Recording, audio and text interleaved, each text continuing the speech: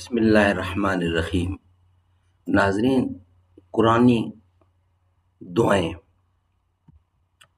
اتباع رسول پر قائم رہنے کے لیے دعا۔ اعوذ باللہ السمیع العلیم من الشیطان الرجیم، بسم اللہ الرحمن الرحیم۔ ربنا آمنا بما انزلت واتبعنا الرسول فاکتبنا مع الشاہدین۔ آیت نمبر 53۔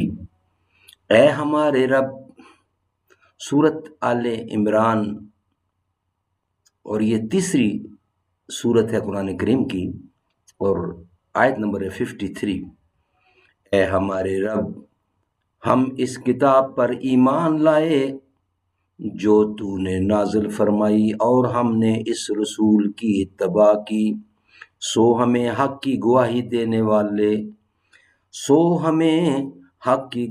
دینے والوں کے ساتھ لکھ لے۔ او our Lord, we have believed in the book which you have sent down, and we have become the followers of this messenger. So register us amongst those who bear witness to the truth. صدق اللہ العلی العظیم وصدق رسولہ النبی الکریم ونحن علی ذلک من الشاہدین والشاکرین والحمد للہ رب العالمین۔